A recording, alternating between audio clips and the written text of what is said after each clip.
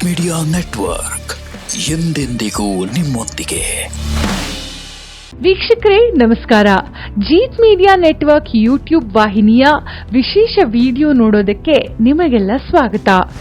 ಮಂಗಳವಾರದಂದು ಹನುಮಂತನಿಗೆ ಏಲಕ್ಕಿ ಅರ್ಪಿಸಿದ್ರೆ ನೀವು ಅಂದುಕೊಂಡಿದ್ದೆಲ್ಲ ಈಡೇರುತ್ತೆ ಅನ್ನೋ ಮಾಹಿತಿಯನ್ನ ಈ ವಿಡಿಯೋದಲ್ಲಿ ನಾನು ನಿಮ್ಗೆ ಹೇಳ್ತೀನಿ ನೋಡಿ. ವಿಡಿಯೋಗೆ ಈಗಲೇ ಒಂದು ಲೈಕ್ ಕೊಟ್ಟು ವಿಡಿಯೋ ಕೆಳಗಡೆ ಓಂ ನಮೋ ಭಗವತೆ ವಾಸುದೇವಾಯ ಅಂತ ಕಮೆಂಟ್ ಮಾಡೋದಕ್ಕೆ ಮರಿಬೇಡಿ.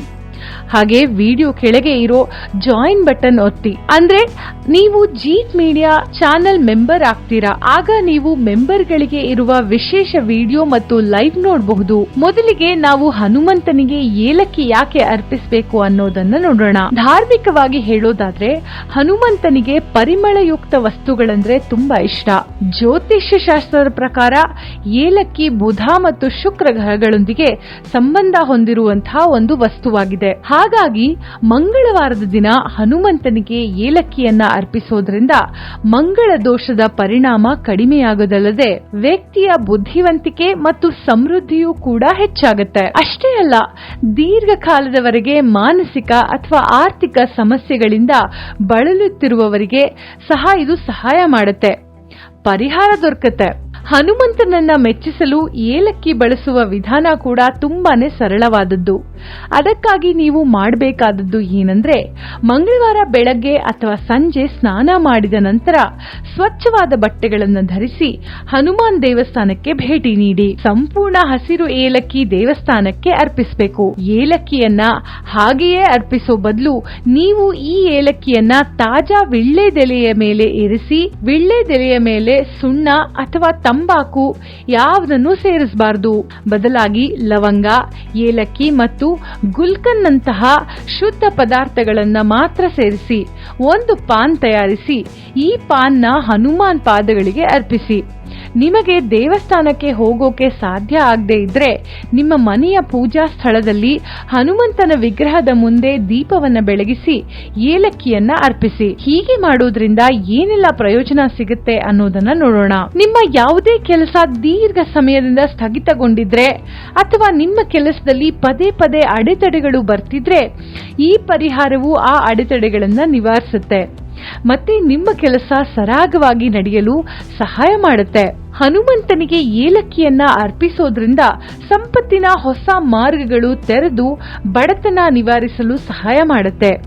ಅಷ್ಟೇ ಯಾಕೆ, ಮನೆಯಿಂದ ನಕಾರಾತ್ಮಕ ಶಕ್ತಿ ಅಥವಾ ಕೆಟ್ಟ ದೃಷ್ಟಿಯನ್ನ ನಿವಾರಿಸಲು ಸಹ ಈ ಪರಿಹಾರವು ತುಂಬಾನೇ ಸಹಾಯ ಮಾಡುತ್ತೆ. ಸಂದರ್ಶನ ಅಥವಾ ಯಾವುದೇ ಪ್ರಮುಖ ಕೆಲಸಕ್ಕೆ ಹೋಗುವವರಿಗೆ, ಶುಭ ಕಾರ್ಯಗಳಿಗೆ ಸಿದ್ಧತೆ ನಡೆಸುವವರಿಗೆ ಈ ಪರಿಹಾರ ಮನೋಸ್ಥೈರ್ಯವನ್ನ ಹೆಚ್ಚಿಸುತ್ತೆ. ಮಂಗಳವಾರವನ್ನ ಜ್ಯೋತಿಷ್ಯದಲ್ಲಿ ಬಹಳ ಮುಖ್ಯವಾದ ದಿನವೆಂದು ಪರಿಗಣಿಸಲಾಗಿದೆ. ಈ ದಿನದಂದು ಹನುಮಂತನನ್ನ ಪೂಜಿಸೋದ್ರಿಂದ ಅನೇಕ ಸಮಸ್ಯೆಗಳು ನಿವಾರಣೆಯಾಗುತ್ತೆ. ಒಂದು ವೇಳೆ ನಿಮ್ಮ ಕೆಲಸ ಸರಿಯಾಗಿ ನಡೀತಾ ಇಲ್ಲ ಅಂದ್ರೆ ಮಂಗಳವಾರ ಹನುಮಾನ್ ದೇವಸ್ಥಾನಕ್ಕೆ ಭೇಟಿ ನೀಡಿ ತೆಂಗಿನಕಾಯಿ ಅರ್ಪಿಸಿ. ಹೀಗೆ ಮಾಡೋದ್ರಿಂದ ಕೆಲಸಗಳು ಒಂದೊಂದಾಗಿ ಯಾವುದೇ ಅಡೆತಡೆ ಇಲ್ಲದೆ ನಡೆಯುತ್ತೆ. ಇನ್ನು ನೀವು ಆರ್ಥಿಕ ಸಮಸ್ಯೆಗಳನ್ನ ಎದುರಿಸ್ತಾ ಇದ್ರೆ ಮಂಗಳವಾರದ ದಿನ ಹನುಮಂತನ ದೇಗುಲಕ್ಕೆ ಭೇಟಿ ನೀಡಿ ಧ್ವಜವನ್ನ ಅರ್ಪಿಸಬೇಕು. 5 ಮಂಗಳವಾರಗಳು ನೀವು ಇದನ್ನ ಮಾಡುತ್ತಾ ಬಂದ್ರೆ ಎಲ್ಲ ಆರ್ಥಿಕ ಸಮಸ್ಯೆಗಳು ನಿವಾರಣೆ ಆಗುತ್ತೆ. ಇದಿಷ್ಟು ಮಾತ್ರ ಅಲ್ಲ ವೀಕ್ಷಕರೇ, ಮಂಗಳವಾರ ಆಂಜನೇಯನ ದೇವಸ್ಥಾನಕ್ಕೆ ಭೇಟಿ ನೀಡಿ ಮಲ್ಲಿಗೆ ಎಣ್ಣೆಯ ದೀಪವನ್ನ ಬೆಳಗಿಸಿ. ಜೊತೆಗೆ ಅಲ್ಲಿ ಕುಳಿತುಕೊಂಡು ಹನುಮಾನ್ ಚಾಲಿಸ ಮತ್ತು ಹನುಮಾನ್ ಅಷ್ಟಕವನ್ನ ಪಠಿಸಿ. ಹೀಗೆ ಮಾಡೋದ್ರಿಂದ ಆಂಜನೇಯ ತನ್ನ ಭಕ್ತರನ್ನ ಎಲ್ಲಾ ತೊಂದರೆಗಳಿಂದ ನಿವಾರಿಸ್ತಾನೆ. ಭಕ್ತರ ಮೇಲೆ ಆಶೀರ್ವಾದದ ಸುರಿಮಳೆ ಸುರಿಸ್ತಾನೆ. ನಿಮ್ಮ ಜೀವನದ ಪ್ರತಿ ಹಾದಿಯಲ್ಲೂ ಸಹ ಆಂಜನೇಯ ನಿಮ್ಮ ಜೊತೆಗೆ ಇರ್ತಾನೆ. ಹನುಮಂತನ ಪೂಜೆಯಲ್ಲಿ ದಾನ ಕೂಡ ತುಂಬಾನೇ ಮಹತ್ವವನ್ನ ಪಡೆದಿದೆ. ಹೌದು, ಮಂಗಳವಾರ ಹನುಮಂತ ದೇವರಿಗೆ ಸಂಬಂಧಪಟ್ಟಿರೋದ್ರಿಂದ ಈ ದಿನ ದಾನ ಮಾಡೋದ್ರಿಂದ ನಿಮ್ಮ ಜಾತಕದಲ್ಲಿ ಮಂಗಳ ಗ್ರಹ ಬಲಗೊಳ್ಳುತ್ತೆ. ಅಷ್ಟೇ ಅಲ್ಲ, ಈ ದಿನ ಕೆಂಪು ಹೂಗಳು, ಕೆಂಪು ಬಟ್ಟೆ, ಕೆಂಪು ಚಂದನ, ಬಾದಾಮಿ ಮತ್ತು ತಾಮ್ರದ ಪಾತ್ರೆಗಳನ್ನ ದಾನ ಮಾಡೋದ್ರಿಂದ ಹನುಮನ ಆಶೀರ್ವಾದ ಸಿಗುತ್ತೆ.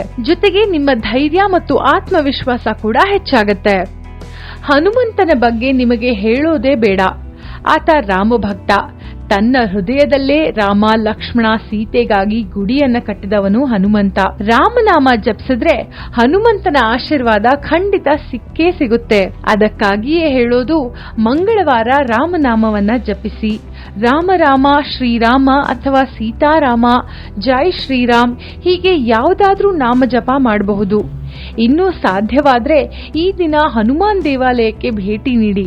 ದೇವಾಲಯಕ್ಕೆ 3, 5 ಅಥವಾ 7 ಬಾರಿ ಪ್ರದಕ್ಷಿಣೆ ಹಾಕಿ. ಒಂದು ವೇಳೆ ದೇವಾಲಯದ ಅಕ್ಕಪಕ್ಕದಲ್ಲಿ ಕೋತಿಗಳು ಇದ್ರೆ ಅವುಗಳಿಗೆ ತಿನ್ನಲು ಏನಾದ್ರೂ ಅರ್ಪಿಸಿ. ಹಾಗೆ ಮಾಡೋದ್ರಿಂದ ಆಂಜನೇಯನ ಆಶೀರ್ವಾದ ನಿಮ್ಮ ಮೇಲೆ ಸದಾ ಇರುತ್ತೆ. ಇನ್ನು ಕೊನೆಯದಾಗಿ ಯಾವ ಉಪಾಯವನ್ನ ಮಾಡಬಹುದು ಅನ್ನೋದನ್ನ ನೋಡೋಣ. ಜಾತಕದಲ್ಲಿ ಮಂಗಳ ದೋಷ ಇರುವ ವ್ಯಕ್ತಿಯು ಅನೇಕ ಸಮಸ್ಯೆಗಳನ್ನ ಎದುರಿಸಬೇಕಾಗಿ ಬರುತ್ತೆ. ನೀವು ಕೂಡ ಅಂತಹ ಸಮಸ್ಯೆಗಳನ್ನ ಎದುರಿಸ್ತಿದ್ರೆ ಅದರ ಪರಿಣಾಮಗಳನ್ನು ತಗ್ಗಿಸಲು ಮತ್ತು ಮಂಗಳ ದೋಷದಿಂದ ಪರಿಹಾರ ಪಡೆಯಲು ನೀವು ಮಂಗಳವಾರ ಬೆಲ್ಲದ ಪರಿಹಾರವನ್ನ ಪ್ರಯತ್ನಿಸಬಹುದು. ಇದನ್ನ ಮಾಡೋಕೆ ಬೆಲ್ಲದಿಂದ ಸಿಹಿಯಾದ ಚಪಾತಿ, ರೊಟ್ಟಿ ತಯಾರಿಸಿ ಅದನ್ನ ಹಸುವಿಗೆ ತಿನ್ನಿಸಿ. ಹಾಗೆ ಮಾಡೋದ್ರಿಂದ ಮಂಗಳ ದೋಷವನ್ನ ಸುಲಭವಾಗಿ ನಿವಾರಿಸಬಹುದು. ಆ ಮೂಲಕ ಜೀವನದಲ್ಲಿ ಸಂತೋಷವನ್ನ ತರಬಹುದು. ಮಂಗಳವಾರ ಈ ಬೆಲ್ಲದ ಪರಿಹಾರವನ್ನ ಮಾಡೋದ್ರಿಂದ ವೃತ್ತಿ ಪ್ರಗತಿ ಜೊತೆಗೆ ವ್ಯವಹಾರದಲ್ಲಿ ದೊಡ್ಡ ಮಟ್ಟದ ಯಶಸ್ಸು ಸಿಗಲು ಸಾಧ್ಯವಾಗುತ್ತೆ. ಆದ್ರೆ ನೆನಪಿರ್ಲಿ, ನೀವು ಆಂಜನೇಯನನ್ನ ಭಕ್ತಿಯಿಂದ ಪೂಜಿಸುವವರೇ ಆಗಿದ್ರೆ ಮಂಗಳವಾರ ಮಾಂಸ ಮತ್ತು ಮದ್ಯವನ್ನ ತಪ್ಪಿಸಿ. ಸುಳ್ಳು, ಕೋಪ ಮತ್ತು ಅಸಭ್ಯ ಭಾಷೆಯನ್ನ, ಪದಗಳನ್ನ ಬಳಕೆ ಮಾಡೋದನ್ನ ತಪ್ಪಿಸಿ. ಜೊತೆಗೆ ಯಾರನ್ನು ಅನುಮಾನಿಸುವ ಕೆಲಸವನ್ನು ಸಹ ಮಾಡಬೇಡಿ. ಇದರಿಂದ ನೀವು ಏನೂ ಪರಿಹಾರ ಮಾಡದಿದ್ರೂ ಆಂಜನೇಯನ ಆಶೀರ್ವಾದ ನಿಮ್ಮ ಮೇಲಿರುತ್ತೆ. ಈ ವಿಡಿಯೋ ನಿಮಗೆ ಇಷ್ಟ ಆಗಿದೆ ಅಂತ ಭಾವಿಸ್ತೀವಿ.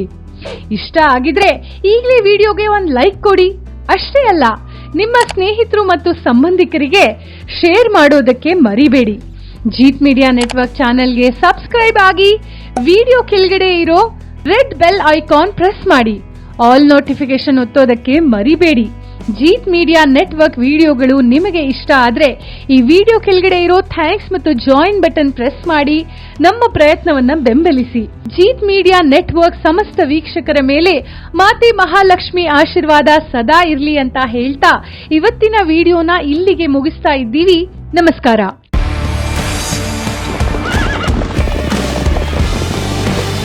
ಜೀತ್ ಮೀಡಿಯಾ ನೆಟ್ವರ್ಕ್ ಎಂದೆಂದಿಗೂ ನಿಮ್ಮೊಂದಿಗೆ.